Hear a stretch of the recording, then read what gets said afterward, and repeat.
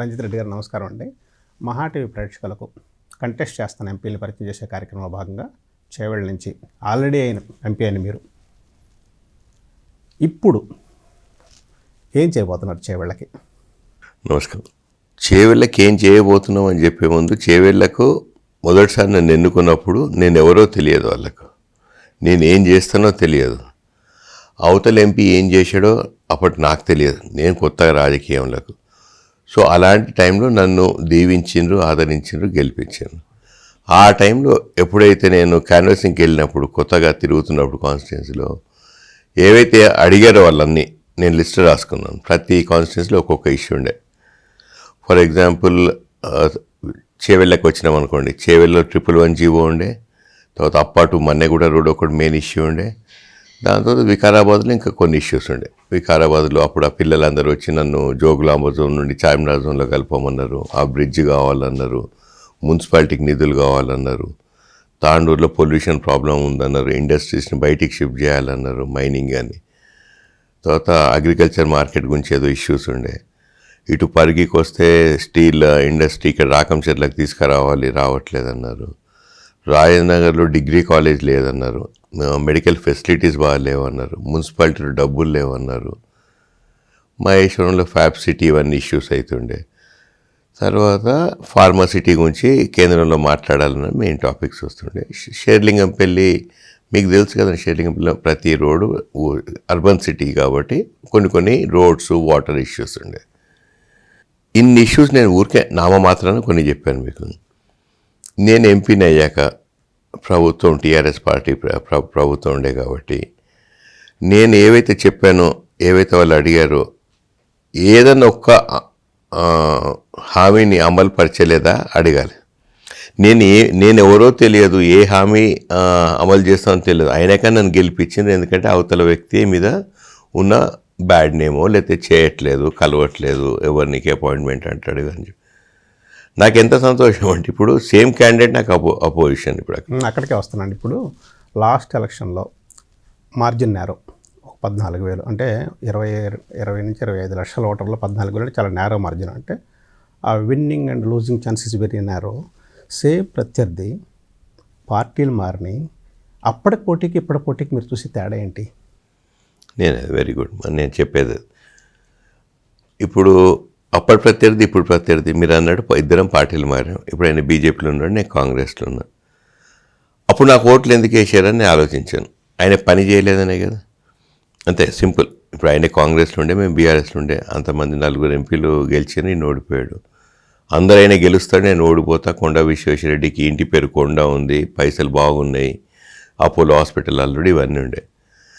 తర్వాత నాకు ఇంకేం చెప్పినారు అందరూ, అంత పెద్ద నేమ్ ఎట్లా ఢీకొంటావు అన్నాడు.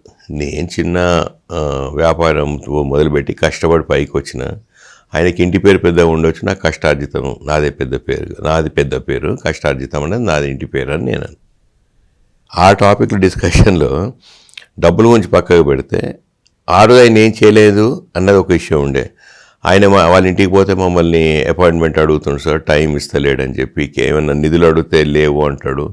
ఒక మున్సిపాలిటీ ఒక కౌన్సిలర్గా పోతే నాకు ఇచ్చే 5 కోట్లలో ఇన్ని మున్సిపాలిటీ, ఇన్ని గ్రామాలు, ఇది అని చేసి లాస్ట్కి నీకు 30,000 వస్తాయి, కావాలంటే 30,000 తీసుకో అంటాడు. నీ 30,000 నాకెందుకని అట్లా దేశం వచ్చినామని చెప్పి చాలామంది చెప్పి, ఇవన్నీ చెప్తుంటే మనకేం కావాలి? అప్పుడు నన్ను ఆదరించి గెలిపించినప్పుడు, నేను పార్లమెంట్కి పోయినప్పుడు పదే అదే మాట చెప్తా.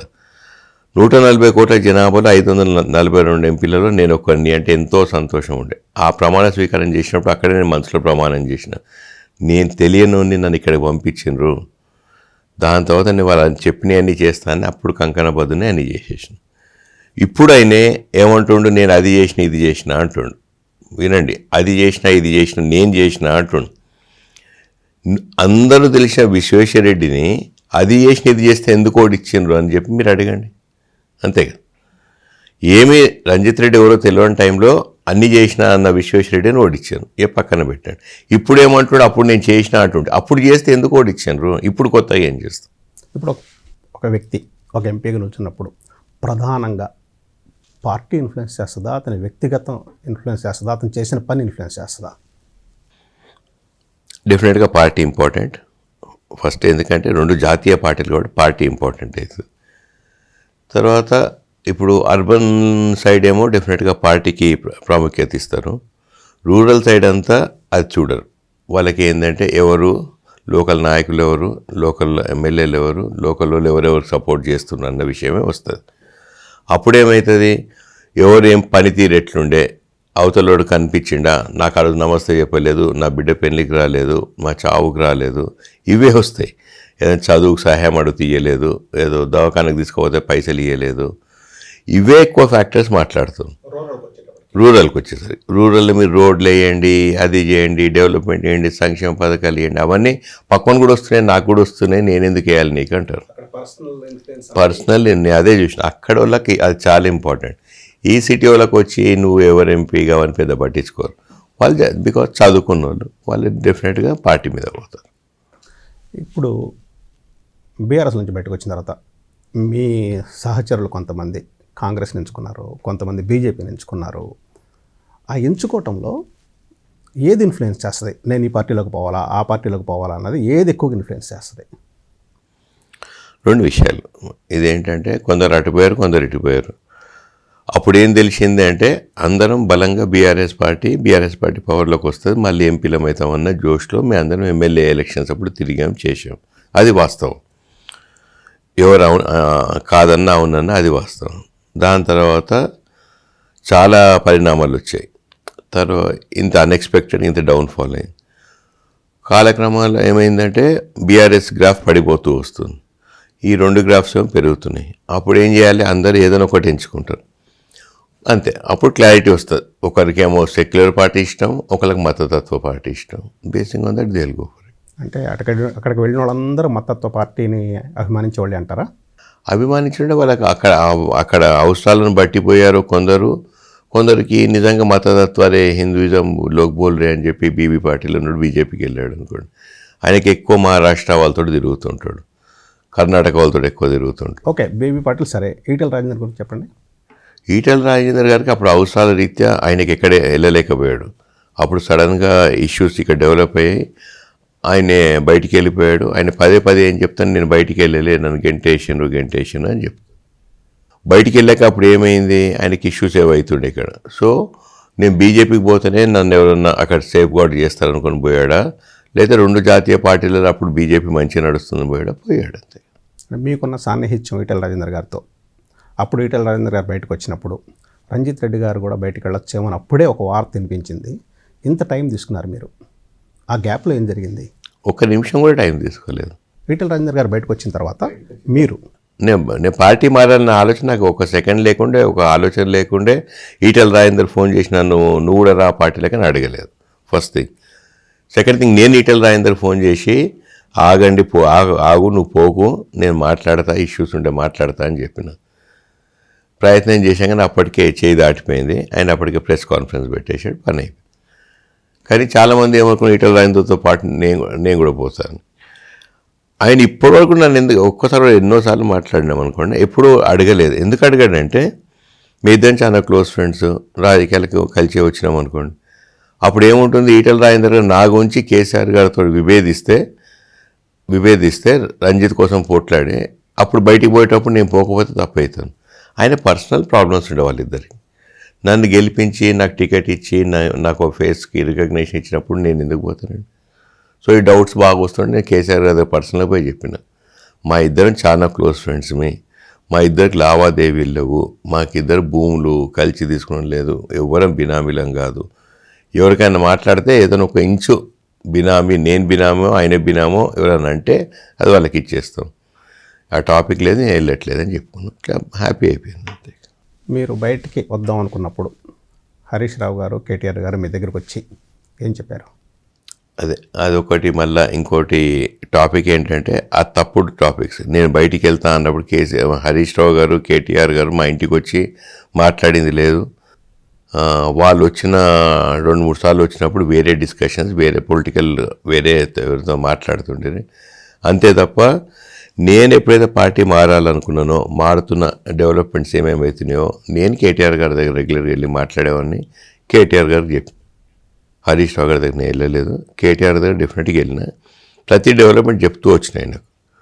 చెప్పాక లాస్ట్ మినిట్లో కూడా చెప్పాను ఏంటని, నాకు మారాలని లేదు ఇప్పుడు కూడా, కానీ నేను బీఆర్ఎస్ పార్టీలో కాంటెస్ట్ చేయను, మా వాళ్ళు చాలా ప్రెజర్స్ ఉన్నాయి నాకు అక్కడ, సీఎం గారు రమ్మంటుండ్రు ఆహ్వానిస్తుండ్రు అని చెప్పారు.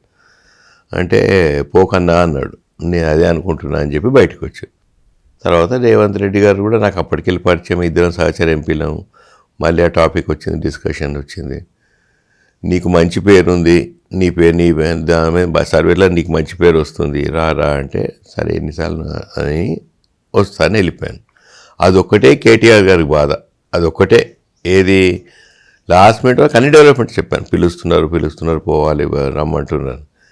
లాస్ట్ మినిట్ ఆయన పోవద్దు అన్నాడు, నేను పోయాను అంతే. అది తప్ప అన్నీ అప్డేటెడ్ ఉండే. ఇప్పుడు మీరు చెప్పిన దాని ప్రకారం కాంగ్రెస్ పార్టీ మిమ్మల్ని ఆహ్వానించింది, మీరు కాంగ్రెస్ పార్టీలోకి వెళ్ళటం కాదు.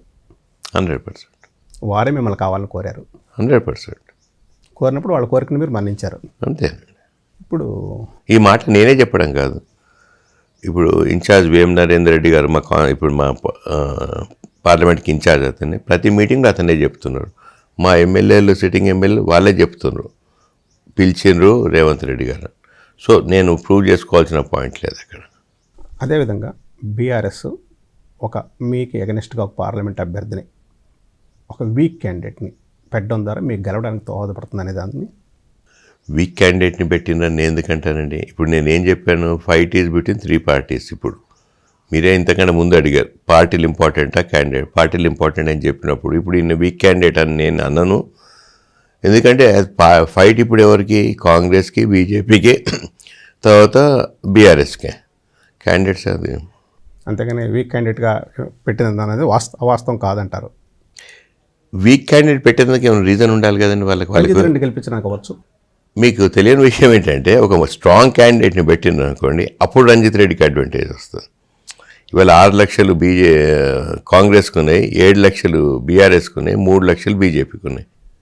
బీఆర్ఎస్ ఓట్లు చీల్చి నేను కొన్ని తీసుకోవాలి, విశ్వేశ్వరరెడ్డి కొన్ని తీసుకోవాలి, అంతే కదా వీక్ క్యాండిడేట్ పెడితే. దాని బదులు ఒక గట్టిన క్యాండిడేటే ఉండడాన్ని నేను వీక్ అనట్లేదు, జ్ఞానేశ్వర్ గారిని పక్కకు పెట్టాడు. మీరు వీక్ అనుకొని మీరు నన్ను అడిగి ఉంటే, ఆ వీక్ అయితే ఇంకా ఓట్స్ చీల్చినాయనుకోండి, ఇట్ మే గో ఎనీవేర్ కదా, ఎక్కడికైనా పోవచ్చు ఆ ఓట్లు.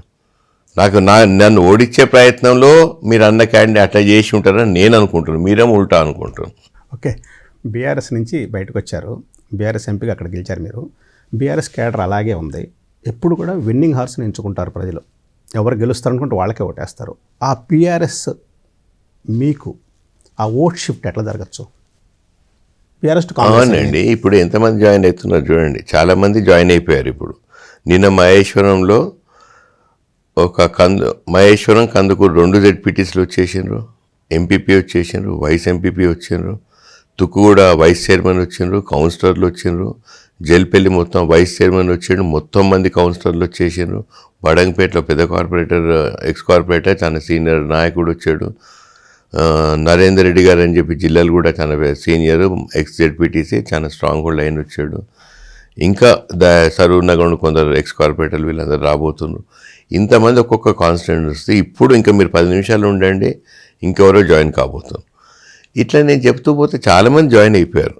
సో వీళ్ళంతా కాంగ్రెస్ జాయిన్ అయితే కాంగ్రెస్ బలపడుతుంది. బీజేపీ వాళ్ళు ఒక గత 5 years నుండి చేరిక కమిటీలు ఎవరన్నా ఒక్కరు గట్టి వాళ్ళు జాయిన్ అయ్యారా? చేరట్లు. ఇక్కడ క్యాడర్ లేదు కాబట్టి ఇక్కడ బీజేపీ పుంజుకోదు. ఏమున్నా ఉంటే ఆ గుడి గురించి టాపిక్ వస్తుంది, అంతే కదండి.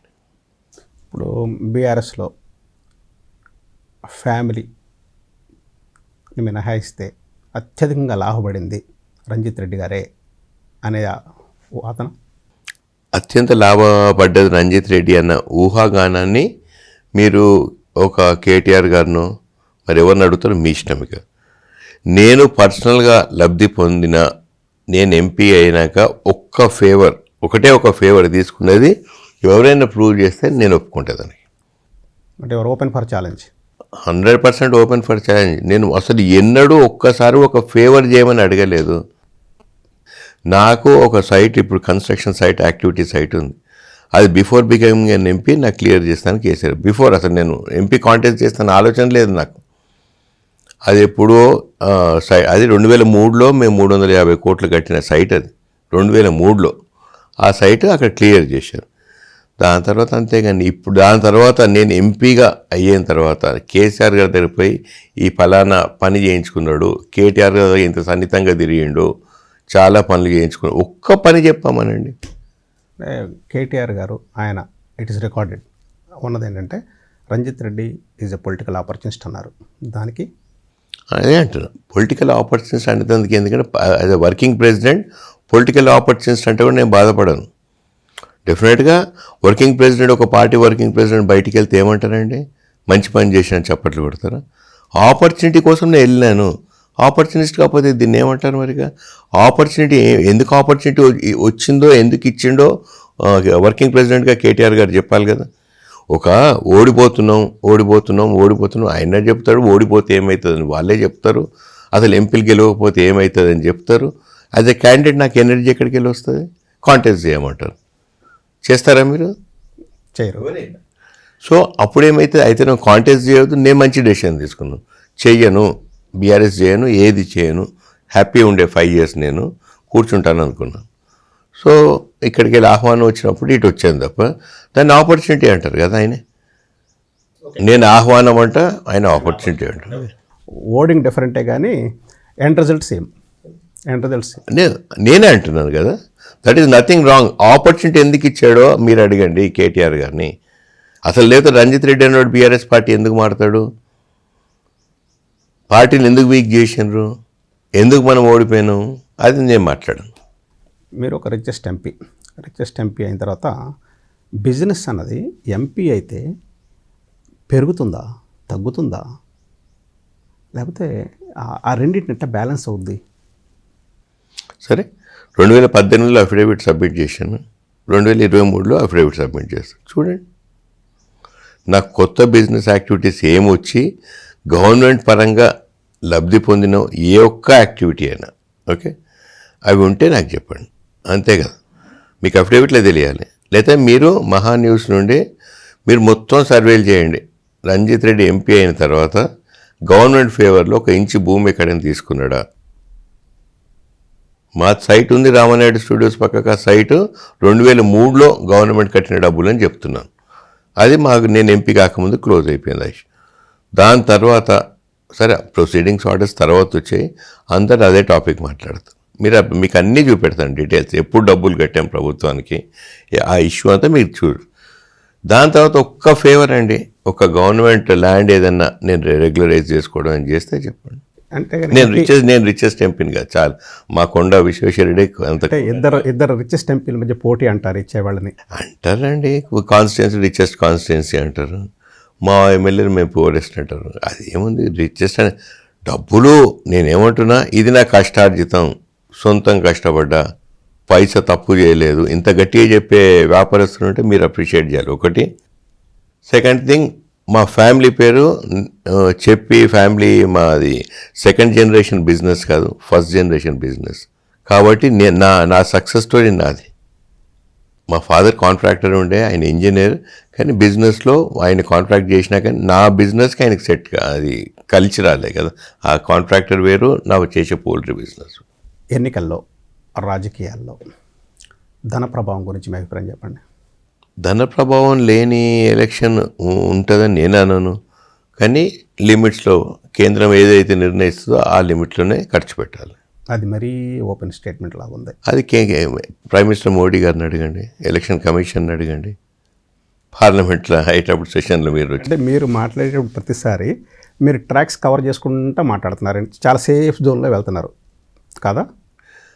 అలాంటప్పుడు మీరు అడిగేదానికి ఏం చెప్తారు మరి? వాళ్ళు ఇచ్చే లిమిట్ అంటే ఎంత ఖర్చు అవుతుంది, అంటే ఒక ఎలక్షన్లో మనం కంటెస్ట్ చేయడానికి ఎంత ఖర్చు అవుతుంది, ఆ ధన ప్రభావాన్ని ఆపటం ఎట్లా అన్నది నా క్వశ్చన్. మీరు స్పెండ్ చేస్తున్నారా లేదని కాదు, ధన ప్రభావాన్ని ఎట్లా ఆపవచ్చు. అంత పెద్ద క్వశ్చన్ అంత ఈజీగా చెప్తే ఎవరైనా అడగాల్సిన వ్యక్తిని అడిగితే దాటేస్తే ఆయన దాటేసిండని చెప్పాలి, ఎలక్షన్ కమిషనర్ అయినా ఎవరినైనా. దానికి నేనేం చెప్పేది, ఎలక్షన్ కమిషన్ డిసైడ్ చేస్తుంది, ప్రధానమంత్రి పార్లమెంట్ డిసైడ్ చేస్తుంది, దాన్ని నిర్ణయించేటప్పుడు వాళ్ళు ఏమనుకోవాలి, ఇంతే ఖర్చు అవుతుందా, ఇతనే హోరాక్యా అని వాళ్ళు డిస్కస్ చేసుకొని ఏ క్యాకని ఇంకేం చెప్పి డిస్కస్ చేసుకో. ఇప్పుడు సౌత్ ఇండియాకి నార్త్ ఇండియాకి వచ్చినప్పుడు నార్త్ ఇండియాలో గెలవడం చాలా తేలిక, అక్కడ డబ్బు ప్రభావం చాలా తక్కువ ఉంటుంది. అదే సౌత్ ఇండియాకి వచ్చినప్పటికీ పర్టికులర్గా ఈ ఆంధ్ర తెలంగాణకు వచ్చేటప్పటికి డబ్బులు ఎక్కడికి వెళ్ళడం చాలా కష్టం అంటారు. దాటాక ఒకటైనా అనేకమైన ఒకటే కదండి. మీరు చెప్పే లిమిట్ ఏదైతే అదే లిమిట్లో నార్త్ ఇండియాలో ఫైట్ చేస్తున్నారు అంటే సౌత్ ఇండియాలో తప్పులు చేస్తున్నారు, డబ్బులు ఎక్కువ ఖర్చు పెడుతున్నారు అన్న టాపిక్ ఏం కరెక్ట్ అవుతుంది. మీరు అన్న లిమిట్ నార్త్ ఇండియా కానీ నార్త్ ఈస్టర్న్ స్టేట్సే కానీ ఎవరైనా చేస్తే నాకేం తెలియదు. మీరు చాలా సేఫ్గా డ్రైవ్ స్ట్రేట్గా చెప్తున్నాను, సేఫ్గా కాదు, స్ట్రేట్గా దీనికి మీరు ఆన్సర్ చెప్పండి. నార్త్ ఇండియాలో తక్కువ ఖర్చు అవుతుంది, సౌత్ ఇండియాలో ఎక్కువ ఖర్చు అవుతుంది. ఒక్కటి దాటినాక అనేకం కూడా ఒకటే, అంతే కదా ఏదైనా. సో అలాంటప్పుడు నార్త్ ఇండియాలో వాళ్ళు ప్రిస్క్రైబ్ చేసిన 40-50 లక్షలు, అక్కడ 90 లక్షలు, 90 లక్షలు, అంతకంటే దాటి ఖర్చు పెడుతుండ్రా అని ప్రైమ్ మినిస్టర్ మోడీ గారిని అడగండి, వారణాసిని ఎంత ఖర్చు పెడతారు. బీఆర్ఎస్ పార్టీ డౌన్ అవుతుంది అని మీరు ఎప్పుడు గమనించారు? అసెంబ్లీ ఎలక్షన్స్ తర్వాత అనూహ్యంగా ఎందుకంటున్నా అంటే మేము బీఆర్ఎస్ పార్టీ అంతా తిరిగినప్పుడు మినిమం 104 నుండి 80-90 అనుకున్నాం, లాస్ట్కి పడిపోతుంది 70 అనుకున్నాం, 60 అనుకున్నాం, మినిమం 55 వస్తాయని అనుకున్నారు. కౌంటింగ్ స్టార్ట్ అయ్యాక అది చూస్తే ఆ పతనం చూస్తే పార్టీ పతనం అయింది. తర్వాత ఎంపీ ఎలక్షన్స్ కాంటెస్ట్ చేయాలన్న ఆలోచన స్టార్ట్ అయినప్పుడు సర్వేలు చేయిస్తే అసలు రావట్లేదు, మళ్ళీ చేయించాం మళ్ళీ రావట్లేదు, మళ్ళీ చేయించాం మళ్ళీ రావట్లేదు. అప్పుడు తెలిపోయింది. ఒకసారి డిఫరెంట్ సర్వీస్ డిఫరెంట్ కాన్స్టిట్యున్సీలో చేశారు. అవన్నీ ముందు పెడితే చాలా బ్యాడ్ అండి. మీకు అప్పుడు అర్థమైంది ఇంకెక్కడ దాకా వెళ్ళొచ్చు ఆ డౌన్ఫాల్? ప్రస్తుతానికైతే 50% డౌన్ అయిందని అనలిస్టులు చెప్తారు. ప్రస్తుతంగా 50 దగ్గర ఉంది. అది ఎక్కడికైనా ఇప్పుడు ఏమవుతుంది, జనరల్ మూడ్ నేచర్ ఎలా ఉంటుందంటే ఓటర్స్కి 10-20% ప్రభావం ఎలా ఉంటుంది, ఎవరు గెలుస్తున్నారు చెప్పి అదే మూడ్లో వెళ్ళిపోతారు. విన్నింగ్ హార్స్ మీద బెట్టేస్తారు. బెట్టింగ్ కాదు, ఊరికే లోపల అతను ఓటేస్తే పలానా సపోజ్ లూజింగ్ క్యాండిడేట్కి వేస్తే అబ్బా ఓడిపోయినా బయటకు వచ్చినాక చెప్పడు కదా తను ఎవరికి వేసాడో. ఆ నేచర్ అట్లాంటిది మన దగ్గర. సో ఆ విన్నింగ్ క్యాండిడేట్కి వాళ్ళు వేసేస్తారు 10% అట్లీస్ట్. అంటే ఆ పార్టీలో ఉద్యమ పార్టీలోనే మీరు కొన్నాళ్ళు అదే పార్టీలో ఉన్నారు, చాలాళ్ళు ఉన్నారు ఆ పార్టీలో. ఆ డౌన్ఫాల్ అవుద్దా, రివైవ్ అవుద్దా, మీ అంచనా ఏంటి? నేను అనుకున్నాను ఎప్పుడైతే బీఆర్ఎస్ పార్టీ అసెంబ్లీ ఎలక్షన్స్ ఓడిపోయాక దాని తర్వాత అనుకున్నాను 5 years తర్వాత డిఫరెంట్ బౌన్స్ బ్యాక్ అవుతుంది, కొన్ని తప్పిదనాలతోటి పోయాం కావచ్చు, మన క్యాడర్ ఉంది కదా అనుకున్నాను. 10 రోజులు 15 రోజులు కాగా చాలామంది మున్సిపాలిటీస్ ఖాళీ అయిపోతున్నాయి, సీనియర్లు పోతుండ్రు, తర్వాత సర్పంచ్లు అందరు ఖాళీ అవుతున్నాయి. గ్రామాలలో ఏమైపోతుందండి అంటే మన పార్టీలోకి వచ్చిన వాళ్ళు సగం మంది వేరే పార్టీలోకి వెళ్ళి వచ్చినారు. అప్పుడు బీఆర్ఎస్ పార్టీలు అన్ని పార్టీలకి, ఎందుకంటే 10 సంవత్సరాల పవర్ ఉండేసరికి అందరు మెల్లగా వచ్చారు. ఏ పార్టీ మళ్ళీ వచ్చేటట్లేదు, మళ్ళీ కేసు మెయిన్ తెలుగుదేశం నుంచి వచ్చారు కాబట్టి తెలుగుదేశం ఇక బతకదు అనుకున్నప్పుడు తెలుగుదేశం వాళ్ళు వచ్చారు, కాంగ్రెస్ వాళ్ళు వచ్చారు, బీజేపీ వాళ్ళు వచ్చారు. ఎవరు రాలేదండి. రావుల శ్రీధర్ రెడ్డి బీజేపీ నుండి వచ్చేసారు. అక్కడ ఎవరు మిగిలేరు? ఒక కిషన్ రెడ్డి తప్ప, బండి సంజయ్ వాళ్ళు 2-3 తప్ప మిగతా ఎవరు మిగిలేదు. యాక్టర్ అందరూ వచ్చేసారు. వస్తూ పోతుంటే ఆ BJP Amberpet Venkatreddy, Kishan Reddy right hand వచ్చేట తర్వాత వీళ్ళందరూ వస్తూ పోతే ఏమైపోయిందంటే కాంగ్రెస్ వాళ్ళు మొత్తం ఖాళీ అయిపోయింది. పెద్ద లీడర్లే వస్తామన్నారు ఎలక్షన్ల ముందు. అప్పుడేమో ఇట్లా అయిపోతుంది సడన్గా మళ్ళీ అందరూ ఇటు వెళ్ళిపోయారు. మళ్ళీ అప్పుడు అనిపించింది క్యాడర్ పోతుంది, ప్రజాప్రతినిధులు పోతుండ్రు, రివైవ్ కావాలంటే చాలా కష్టపడాలి 5 years. అప్పుడు ఏమవుతుంది, అపోజిషన్ గట్టిగా అవుతుంది. ఓకే, కష్టం అనేది పడితే మళ్ళీ రివైవ్ అవ్వచ్చు, అపోజిషన్ గట్టిగా ఉండొచ్చు. దాని తర్వాత ఇక రేవంత్ రెడ్డి గారి పర్ఫార్మెన్స్ వర్సెస్ అపోజిషన్ ఇది ఉంటుంది. ఇప్పుడు మీ నియోజకవర్గంలో మీ అభ్యర్థి అంటే మీ ప్రత్యర్థి చేసేటటువంటి ప్రధాన ఆరోపణలు 2 ఉన్నాయి. ఒకటి ఏంటంటే మీరు పౌల్ట్రీ రంగంలో మీ మార్క్ మీరు సంపాదించుకున్నారు. అక్కడ పౌల్ట్రీ రంగంలో బాగా మేము బిగినింగ్లో చాలా వేగంగా తీసుకెళ్లారు ఆ రంగాన్ని. ఈ గుడ్ల స్కాము, దాణా స్కామ్ ఏంటి? మీకు దండం పెడతాను. ఈ దానా స్కాము, గుడ్ల స్కామ్ గురించి మాట్లాడి నాకే అసలు ఎందుకంటే ఏం దానా గుడ్ల స్కామ్ అంటూ ఏదైనా టాపిక్స్ వస్తే ఇది ఒక 2-3 ఏళ్ళ క్రితం జరిగిన ఇష్యూ. ఒక అపోజిషన్ లీడర్గా, నా అపోజిషన్ లీడర్ అని అంత పెద్ద మాట, నా అపోనెంట్గా విశ్వేశ్వరరెడ్డి అప్పుడు కాంగ్రెస్ నుండే, తర్వాత బీజేపీలో ఏదో పార్టీలు ఏ పార్టీలు ఉన్నాడో బయటికి వచ్చి గలమెత్తి చేవెళ్ళ పార్లమెంట్ కాన్స్టిట్యూన్సీలో ఎక్కడైనా అడ్డా పెట్టి రంజిత్ రెడ్డి దొంగ, రంజిత్ రెడ్డి తప్పు చేసినట్టు చెప్పాలి కదా. ఎందుకు చెప్పలేదు అప్పుడు? ఎందుకంటే దాంట్లో పస లేకుండే అసెంబ్లీ వేదికల చిన్న 3-4 ఫార్మర్లు బయటకు వచ్చేదో మాట్లాడితే వాళ్ళ తిరిగితే కాంగ్రెస్ పార్టీ నాయకులు అసెంబ్లీలో అడిగారు. అప్పుడు ఈటల రాజేందర్ గారు బీజేపీలోకి అప్పుడే పోయినట్టున్నాడు. తర్వాత కేసీఆర్ గారు ముఖ్యమంత్రి గారు అప్పుడు కన్సర్న్ మినిస్టర్స్ అందరు నిలబడి మొత్తం ఫ్యాక్ట్స్ అండ్ ఫిగర్స్ చెప్పారు. పోల్ట్రీ ఇండస్ట్రీ గురించి మాట్లాడిన యాజ్ ఇండస్ట్రీ 10,000 మంది రైతులు ఉంటారు. తర్వాత ఆ 45 రైతులు మీకు ప్రెస్ నోట్ రిలీజ్ కూడా చేస్తాను. వాళ్ళు ఎప్పుడైతే ప్రెస్లో పెట్టిపోయి మాకు అన్యాయం అయిపోయింది అందరు ఇట్లా మామూలు మోసం, వాళ్ళు రంజిత్ రెడ్డి పేరు చెప్పలేదు. మా దగ్గర 2 అసోసియేషన్స్ ఉంటాయి.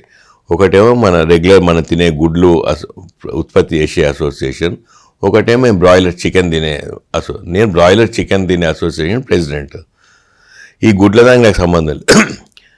ఈ దానాలు ఏమైందంటే వాళ్ళు కొట్లాడుకున్నారు, చిన్న చిన్న ఇష్యూస్ కొట్లాడుకొని వాళ్ళు బయటకు వచ్చి పలానా XYZ తప్పులు చేసిండ్రు, మాకు మక్కలు రాకుండా చేసిండ్రు అన్నారు. సడన్గా బికాజ్ నేను పాలిటిక్స్లో ఉన్నా కాబట్టి రంజిత్ రెడ్డి దానా స్కామ్ చేసిండు. అది మొత్తం అక్కడ స్కామ్ వాల్యూ ఎంతో ప్రభుత్వం ఎంతైతే ఇచ్చిందో అది మొత్తం అంత స్కామ్ అని రాయడం మొదలెట్టారు. దానికి నా పేరేంటే 10,000 మంది రైతులు ఉంటారు, అందరికీ డిస్ట్రిబ్యూట్ చేస్తారు. దానికి ఆ తేట తెల్లమైపోయింది, క్లోజ్ అయిపోయింది. ఆయన ఇప్పుడు వచ్చి తర్వాత గుడ్లు కూడా స్కామ్ చేసిన, అంగన్వాడీ గుడ్లు నేనే అసలు నేను అదే చెప్పాను, ఈ గుడ్లు మనం తినే ఎగ్స్ ప్రొడ్యూస్ చేసే రైతులు అంగన్వాడీ ఆ టెండర్లో పార్టిసిపేట్ చేస్తారు, వాళ్ళు ప్రొడ్యూస్ చేసే గుడ్లు సప్లై చేసుకుంటారు. నాది బ్రాయిలర్ చికెన్, నాది ఈ బిజినెస్ హ్యాచరీ బిజినెస్. అసలు నేను చాలామందికి ఏం చెప్తాను, నేను టెండర్లో రంజిత్ రెడ్డి అనే కంపెనీది టెండర్లో పార్టిసిపేట్ చేసినా చెప్పండి. ఫస్ట్ పార్టిసిపేట్ చేస్తే చాలు. ఇక నా గుడ్డు ఒక్కొక్కటి 25 రూపాయలు, అది 4-5 రూపాయలు. 25 రూపాయల గుడ్డు ఏమైనా తీసుకొని 4-5 రూపాయల టెండర్లో పార్టిసిపేట్ చేస్తాడా? ఏం అడుగుతారు, ఏం మాట్లాడతారు? మీరు జర్నలిస్టులు కూడా అదే పదే అడుగుతారు.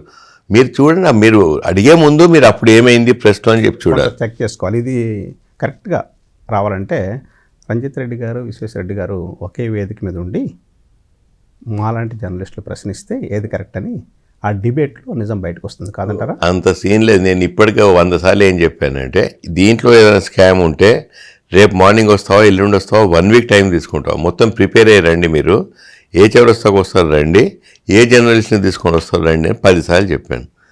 రాడే. మా టీవీ డిబేట్కి వస్తారా? ఆయన వస్తే మీరు 100% వస్తాను. ఆయనే 100% నిజాలు అక్కడే తేల్చేయాలి. దాని తర్వాత క్షమాపణ కోరాలి, లేకపోతే ఏదైనా మినిమం కదా, అట్లీస్ట్ ఒక సారీ చెప్పి నేను తప్పు ఆరోపణలు చేసిన రంజిత్ అనాలి. అది ఏర్పాటు చేసే ప్రక్రియ మేము మొదలు పెడతాము. ఒక హెల్తీ డిస్కషన్. 2 గుళ్ళు ధ్వంసం చేశారు తన రియల్ ఎస్టేట్ ప్రాపర్టీ కోసం అనేది అదే అంటున్నా అని ఎవరో అన్నారు అని చెప్పి ఆయన అన్నాడు. అది అంటే టాపిక్ ఏంటంటే అంత పెద్ద మాట, ఒక సెంటిమెంట్ ఉన్న మాట. లేని గుడిని నేను ధ్వంసం చేసిన అని చెప్తాడు. అక్కడ గుడి లేకుండే ఆ సైట్, అదే సైట్ మేము గవర్నమెంట్ మాకు ఇచ్చిన సైట్లో మేము కొన్నప్పుడు అంటే 2003లో మాకు ఎలొకేట్ అయినప్పుడు అక్కడ ఏముండే చూడండి. తర్వాత RSS వాళ్ళు, BJP వాళ్ళు, VHP వాళ్ళు అందరూ వచ్చి వాళ్ళు అడ్వైజ్ చేశారు ఏమేమి కట్టాలని చెప్పిన లోకల్స్ అడిగితే అక్కడ గుడి ఏం లేకుండే. అయితే ఒక రాతి హనుమంతుంది ఏది ఉంటే అది తీసి కిందికి షిఫ్ట్ చేయమని వాళ్ళే అడిగారు. షిఫ్ట్ చేసి పూజలు చేస్తుంటే మా సైడ్. దాంతో గుడి కట్టాలన్నారు. ఓకే అన్నాం. 500 గజాల్లో కట్టామన్నారు. 2000 గజాలు కట్టమంటే 2000 గజాలు. మేము ఎన్నో క్రోర్స్ పెట్టి రాతి పిల్లర్స్ పెద్ద గుడి కడుతుంటే అప్పుడేమైంది, VHP వాళ్ళు వీళ్ళు బజరంగ అందరూ వచ్చి ఏమవుతుంది వచ్చారు. మేమన్నా మాకు అవసరం లేదు అసలు, మేమంతా హిందువులం, భగవంతుని నమ్మే టైపు. మీరు వద్దంటే చెప్పండి, సైట్ గవర్నమెంట్ రిటర్న్ చేస్తాం. మాకి వాళ్ళు వచ్చారు, ఆఫీషియల్స్ వచ్చారు, వాళ్ళు ఇది చేయమన్నారు, మీకు ఇంత ఖర్చు అవుతుంది దేవుని కోసం చేయండి అన్నారు. 100% చేస్తాను. నేను గుడి కట్టిస్తున్నా కాకుండా మీరు కట్టిస్తున్నారు. లేని గుడికి దేవునికి గుడి కట్టిస్తున్నా. ఓకే అండి, అక్కడతో ఆర్గ్యుమెంట్ అయిపోయింది. నెక్స్ట్ వచ్చేటప్పటికి మీరు పార్లమెంటేరియన్గా గత 5 సంవత్సరాల్లో మీ నియోజకవర్గాన్ని రిప్రజెంట్ చేస్తూ ఎన్నిసార్లు గళమెత్తారు పార్లమెంట్లో? హైయెస్ట్ నెంబర్ ఆఫ్ క్వశ్చన్స్ అడిగిన దాంట్లో Ranjith Reddy, highest number of discussions participate చేసిన రంజిత్, అసలు ప్రైవేట్ బిల్స్ ఇంట్రడ్యూస్ చేసిన హైయెస్ట్ దాంట్లో రంజిత్. ఎంత హ్యాపీ అనిపిస్తుందండి. నా చెవెళ్ళ అంటే ఎవరు అక్క చెల్లెలు అన్నదమ్ములు మా రంజిత్ ఇన్ని ఉన్నాయి క్వశ్చన్స్ అని అడిగిండు, ఇది ఉన్నది, చాలా సంతోషం నాకు. I was one of the best performers అండి అక్కడ. అందుకే మిమ్మల్ని 2 కమిటీలు నియమించడం కూడా జరిగిందా? ఏది నేషనల్ హైవేస్ ఒకటి, ఇన్ఫర్మేషన్ టెక్నాలజీ. కమిటీస్లు ఉంటారు. కమిటీస్ కొత్త ఫస్ట్ టైం ఎంపీలకు ఎంత వేయాలో అంత వేస్తారు, అది పెద్ద గొప్ప. కానీ మీరు ఓవరాల్ కంపేర్ చేసుకుంటే అక్కడ పెద్ద పెద్దలు ఉంటారు. క్వశ్చన్స్ నా ఎక్కువ వచ్చినాయంటే సంతోషపడ్డా నేను. డిబేట్స్లో నేనే ఫ్లోర్ లీడర్ కాదు కదా, కానీ రీజనబుల్లీ గుడ్ నెంబర్ ఆఫ్ డిబేట్స్లో పార్టిసిపేట్ చేసిన, ప్రైవేట్ బిల్స్ ఇంట్రడ్యూస్ చేసిన. మీకు తెలుసా అండి ఇవాళ కాంగ్రెస్ పార్టీ నరేగా స్కీమ్ ఊర్లలో ఎలా ఉంది, రూరల్లో, ఇవాళ అర్బన్లో ఇంట్రొడ్యూస్ చేస్తాను మేనిఫెస్టోలో పెట్టాను. ఈ పాయింట్ నేను ప్రైవేట్ బిల్ ఇంట్రొడ్యూస్ చేశాను. ఎంత సంతోషం అనిపిస్తుంది. మీరు పెట్టింది ఇప్పుడు ఆచరణలోకి వస్తుంది. ఇది మేనిఫెస్టోలో వచ్చింది. ఎందుకంటే అర్బన్లో కూడా చాలామంది లేబర్ ఉంటారు, వాళ్ళకి మినిమం గ్యారంటీ లేదు. సో వాళ్ళు కూడా నెంబర్ ఆఫ్ డేస్ ఇవ్వాలని పెట్టాను ప్రైవేట్ బిల్లు. చివరగా చేవెళ్ళ ప్రజలకు ఒక 5 సంవత్సరాలు ఎంపీగా ఉన్నారు. ఇంకొక 5 సంవత్సరాలు ఎంపీగా గెలుస్తారు. గెలిస్తే ఏం చేయబోతున్నారు చెప్పి ముగించండి. గెలవబోవాలంటే ప్రజలు విశ్వేశ్వరరెడ్డిని, రంజిత్ రెడ్డిని కంపేర్ చేయాలి. విశ్వేశ్వరరెడ్డి, రంజిత్ రెడ్డి ఇద్దరు గత 5 సంవత్సరాలు, ముందు 5 సంవత్సరాలు ఆయన ఉండే, గత 5 సంవత్సరాలు నేనున్నాను. ఇద్దరం కేసీఆర్ అప్పుడు మాకు కెప్టెన్, మేమిద్దరం ప్లేయర్స్మి. ప్లే గ్రౌండ్ ఈజ్ చేవెళ్ళ గడ్డ. ఆయన 5 సంవత్సరాలు ఏం చేసిన, నేను 5 సంవత్సరాలు ఏం చేసిన ప్రజలు కంపేర్ చేయాలి. నేను చేసిన పనులన్నీ చెప్పాను. 111 జీవో ఎత్తిపిచ్చేశాను. అప్పాటు మన్నెగూడ రోడ్ నేను తెచ్చినా అని చెప్పే విశ్వేశ్వరరెడ్డికి మీరేమడగండి, మాకు శాంక్షన్ లెటర్ చూపెట్టండి, టెండర్స్ కాల్ఫర్ చేసిన డేట్ లెటర్స్ చూపెట్టండి. గడ్కరీ గారు హైదరాబాద్కి వచ్చి ఇనాగ్రేషన్ చేసేటప్పుడు ఆయన ఎందుకు లేడు, రంజిత్ రెడ్డి ఎందుకున్నాడు? ఆయన ఎంపీ అయితే నేను పోయి ఫోటో దిగాను కదా. నా టైంలోనే ఇనాగ్రేషన్ అయింది. చేసింది ఎవరంటే అంత ఎప్పుడో. ఇప్పుడు అప్లై చేసి మినిస్టర్కి ఇచ్చి లెటర్ తీసుకొని ఫోటోలు దిగి వస్తే అయిపోతుందండి? ఇంప్లిమెంట్ కావాలి. నేను 100 సార్లు పోయినా ఆ రోడ్ కోసం. ఆయన ఏమంటారు నేను ఉన్నప్పుడు అప్లై చేసిన అంటాడు. ఏదన్నా వింటారు. రంజిత్ రెడ్డి ఏం చేయలేదండి. 111 జీవో ఆయనను 100,000 మంది సార్లు అడిగింది, ఎత్తేయలే కదా. 111 జీవో, అప్పాటు మన్నెగూడ రోడ్, తర్వాత అక్కడ వికారాబాద్లో ఒక బ్రిడ్జ్ ఉందండి, 100 సంవత్సరాలు కట్టిన బ్రిడ్జ్. సో ఆయనకు కూడా వర్తిస్తుంది. నేను ఆ బ్రిడ్జికి 100 కోట్లు శాంక్షన్ చేసి కొత్త బ్రిడ్జ్ కడతాను, that connects to Tandur also. ఇట్లా డిగ్రీ కాలేజ్ రాయందాలో ఒక్క డిగ్రీ కాలేజ్ లేకుండా, ఆయన టైంలో కూడా లేకుండా డిగ్రీ కాలేజ్ తెచ్చినాం. నేను సిఎస్ఆర్ ఫండ్స్ తోటి హాస్పిటల్స్ అన్నీ మంచి క్లీన్ అండ్ నీట్గా చేయించాను. రాయందర్లో, షేర్లింగంపల్లిలో ఎంత మంచిగా చేయించాను చూడండి హాస్పిటల్. చేయబోతున్నారు. నేనే ఇవన్నీ చేస్తూ ఇంకొక విషయం, ప్రజలు ఎవరన్నా ఇంటికి వస్తే అపాయింట్మెంట్ అని అడిగేవాడు. పెళ్లి కార్డు పట్టుకొని వస్తే నేను రాను అనేటవాడు. ఎవరైనా టైం తీసుకొని వచ్చినావా అని అడిగాడు. ఎవరైనా నిజంగా టైం తీసుకొని పోదాం రా భయ్ అని చెప్పి టైం తీసుకుంటే 12 గంటలకని చెప్తే 10 నిమిషాలు లేట్ వస్తే అపాయింట్మెంట్ అయిపోయింది అనేవాడు. ఎవరో చనిపోయినరు అంటే చావు కార్యక్రమానికి వచ్చినందుకు ఎంపీనైనా. ఇవన్నీ మాటలు నాకు వాళ్ళు చెప్పినాయి, నాకేం తెలియదు కదా. ఎవరికి అందుబాటులో ఉంటాడు ఇలాంటి వ్యక్తిని? ఎవరైనా అపాయింట్మెంట్ అడిగి రావాలనే ప్రజాప్రతినిధికి ప్రజలు రిటైర్మెంట్ ఇస్తారు. రిటైర్మెంట్ ఇవ్వాలి కూడా. నేను కూడా అంటున్నాను, నా కోపం ఏంటంటే ఎంపీని ఇంటికి గేట్లు ఓపెన్ చేసి పెట్టండి. ఆపదతో వస్తారు, రాత్రి 12 గంటలకు వస్తారు, చెయ్యాలి. అలాంటి వ్యక్తిని కంపేర్ చేయాలి. కాబట్టి అంటే మీరు ప్రజలకు అందుబాటులో ఉంటారని ప్రామిస్ చేస్తున్నారు ఎప్పుడు?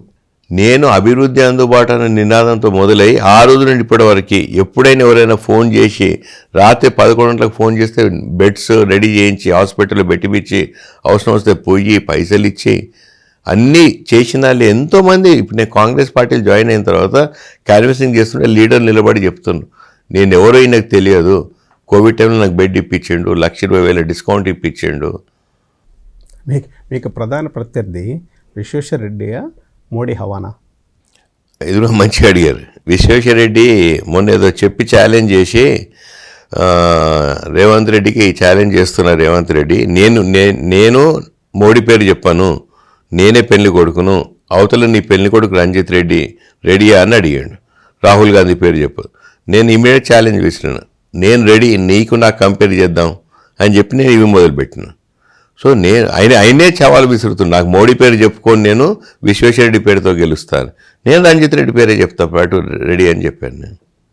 ఓకే రంజిత్ రెడ్డి గారు, మీరు ఎంపీగా ఎన్నికై మీ ప్రజలకి, మీ నియోజకవర్గ ప్రజలకి, దేశానికి సేవ చేయాలని కోరుకుంటూ మా కార్యక్రమంలో పాల్గొన్నందుకు ధన్యవాదాలండి. Thank you.